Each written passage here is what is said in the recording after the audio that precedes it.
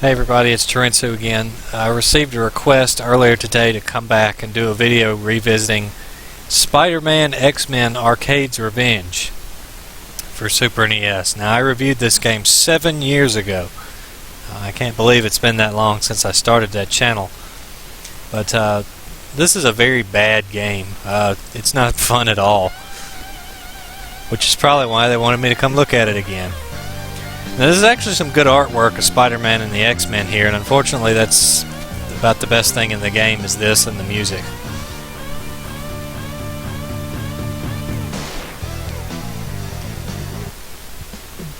So here's the story again, and apparently Arcade was in the comics, but I've never been big into comics, so I don't know anything about him or who he is. I just know he's an arcade-themed villain.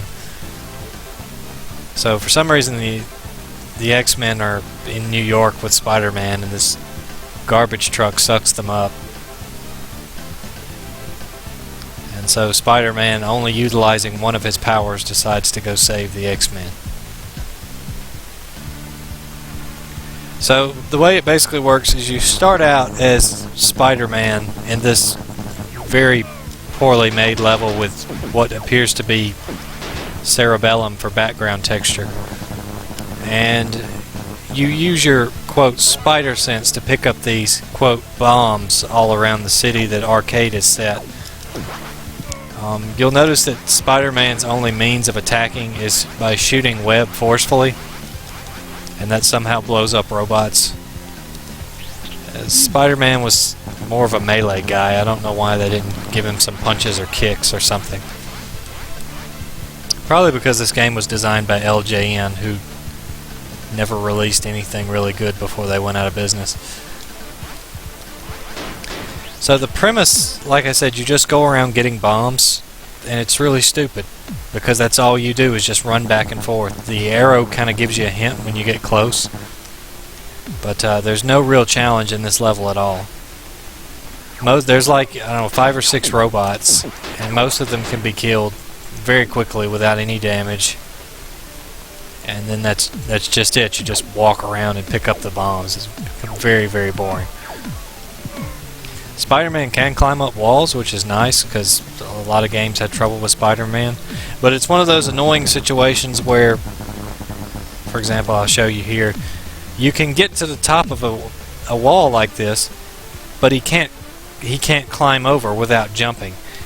And you can only jump the opposite way. So that means if I want to get up, you know, his hand is on the edge, but to get up I have to jump over here and then jump off, which makes it harder than it should be to get up some surfaces.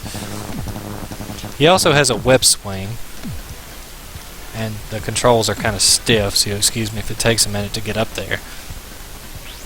But he can also swing, but it's very finicky, so if you don't hold it just the right amount of time, he lets go. Or if you hit one thing, he just stops in midair and falls like almost straight down. And the game gives you no tutorial, it gives you no hint, it gives you nothing as far as how you're supposed to control the web swinging. And as far as I know, there's no way to just swing straight up and just dangle. You have to go right then.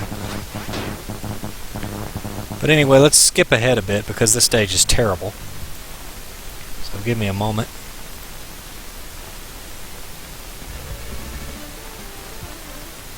Alright, so I've just skipped ahead to the end of that level because it's terrible. You defuse all the bombs and then you go in here. And if you remember my review from 7 years ago, I said in this cutscene that it looked like Spider-Man was taking a leak in front of the X-Men. And I still stand to that because it looks like he's taking a leak.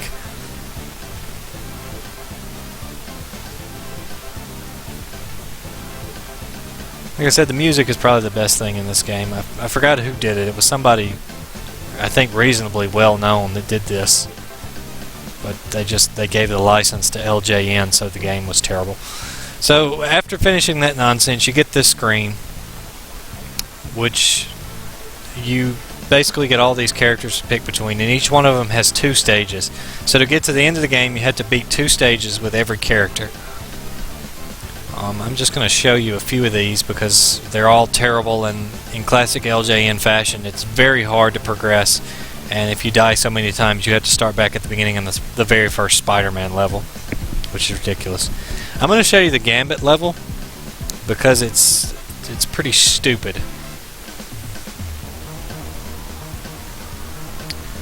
So you're thinking this is the second level of the game. Every X-Men controls differently. And already you've got a level where something is chasing behind you, so a non-forced auto-scroll level, if you will. And you got stuff shooting at you in every direction. You don't even have time to orient yourself as a player. Like, you don't know what's going on when you start this level. Obviously, Gambit is... Oh, great, and I've died. Gambit's different than Spider-Man, obviously. You notice that immediately, but you don't even have time to get acclimated because you got this thing chasing you. And the bullets and missiles are just everywhere, and they're so incredibly tiny you have no way of getting out of the way. Even to duck this one, you have to take hits from that one. I've always said that, and you say they put a heart down there, but you're being chased, so you don't want to go for it. And I stand by it. It's bad game design to introduce sections where you have to take a hit and then just give a health up afterwards. And then you have to break these walls to get by. See what is that? Can I do that as much as I want?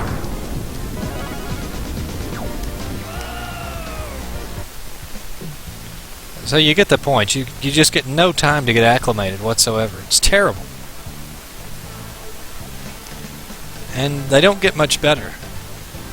For example, let's take a look at Storm. Now, what are Storm's powers? She can fly, she can control the weather, she can do all that stuff. And so naturally, her level is a water level. And she also shoots lasers, because she's Cyclops, apparently. So, this is closer to the water levels in Sonic the Hedgehog than it is to Storm from the X-Men. So you have an oxygen meter up there at the top, which goes down as you don't get oxygen. That's an eloquent way to put that. But she tries to bob back up to the top, so even the swimming's not that good. So to swim, you start at the top, you have to press down and then right or left. There's no diagonal movement. So getting anywhere in a hurry is out. And when you change directions, half the time she starts to go up. So you lose momentum. And when your oxygen meter decreases as fast as it does, you have no time to get over there. So what it amounts to is you have to go down there, blow up one of the barricades, then come back up for air, and you go do it again. It's not really challenging, it's just annoying. And then there's this thing like rapid firing on the other side of that thing, so you're just going to take like 5 or 6 hits right off the bat.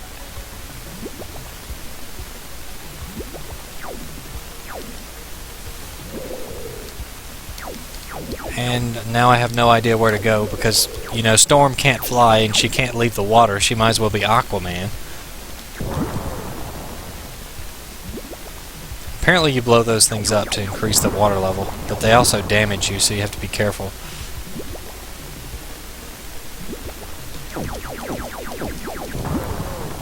Yeah, I remember Storm shooting lasers all the time in the comic. That was... Remember that time her and Cyclops had that competition to see who could shoot laser eyes faster? I'm gonna die too. Nope, I caught an air bubble. I'm actually doing really well in my test run. I didn't make it far at all. And the air bubble only gives you one tiny little bubble back, and it goes away by the time the next one comes out. That's pointless.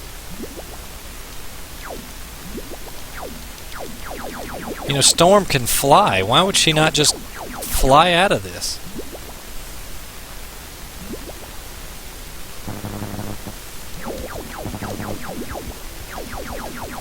Unbelievably bad.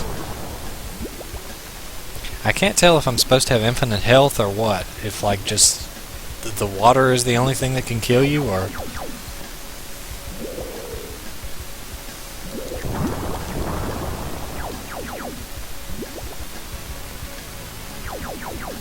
I mean, where's the challenge?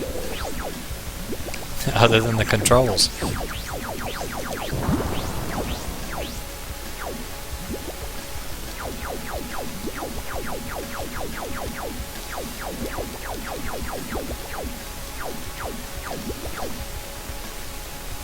I guarantee you somebody's going to point out in the comments about how, oh, well, didn't you read the episode where Storm got trapped in the water tank?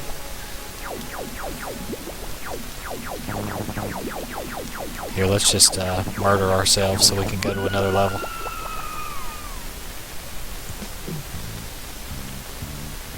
So I want to show you Wolverine's level. This is probably actually one of the better ones. Wolverine looks like he's on the can having a hard time in that photo. But Wolverine's actually neat because he has his healing factor, so if you stay still long enough, your health will regenerate. And you can also take your claws out and sheath them. I'm not sure why you would want to put them up, because you do a lot more damage with them out. And I say his level is one of the better ones. It is, but it still has its fair share of problems. Most of the enemies just bum rush you as soon as they see you, so you don't really have time to react. And these guys pop out before you could do anything about them. And there's also the problem of you don't know which surfaces you can walk through and which ones you can't. So it's almost like a maze, but you can't really tell if that's what they were going for or if it's just bad game design. I'm willing to bet the latter.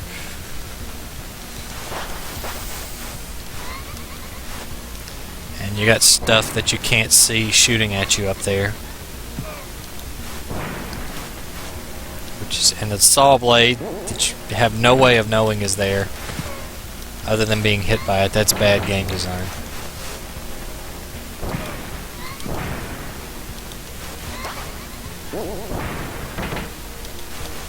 There's an extra life over there, but if I tried it in my practice run, if you go over there and try to get it, you get led on this wild goose chase, which ends up putting you at the beginning of the level, so it's not worth it.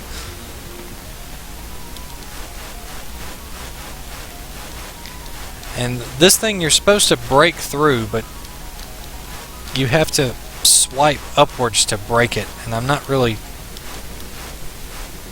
You have to hold up and attack, but because it's LJN, the controls don't always do like they're supposed to. I'm about to die here as well.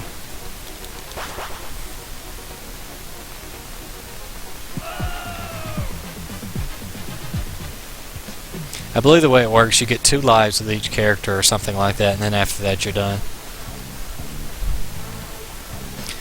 So lastly, let's show you Spider-Man's 3rd level. He gets an extra level. And you got this thing throwing crap at you, and I mean the moment you step into his line of sight, he starts throwing this way. Fortunately, Spider-Man and his ranged powers can assist you. But I mean, it's just awful.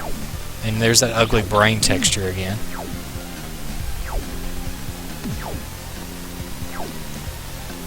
I don't even have the patience to play this mess.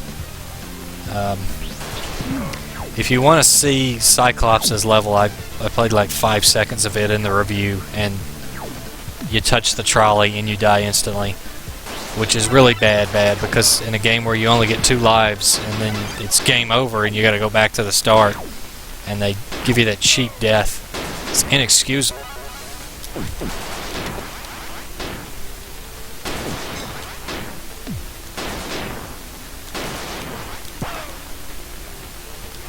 Enemies tend to explode and knock you back into other stuff too.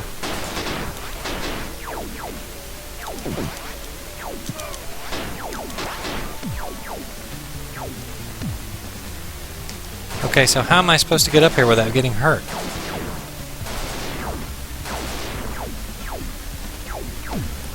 Makes no sense to design it this way.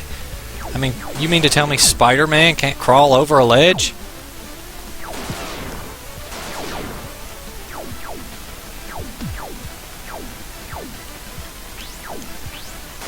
nothing that way. You can't really crawl back up here because of that thing, and there's spikes. Just listen to that death sound. Whoa! Yeah, game over indeed. So that's a little bit more in-depth look at Spider-Man and the X-Men Arcade's Revenge. It's kind of funny, I don't think they put an "and." Well, yeah, they did. But the earlier screen just says Spider-Man X-Men Arcade's Revenge. Yeah, high scores. Yeah. I wonder who has the Twin Galaxies record for Spider-Man and the X-Men Arcade's Revenge. Well, everybody, you have a good evening, have a Merry Christmas, and enjoy. Hopefully we get some more videos up fairly soon.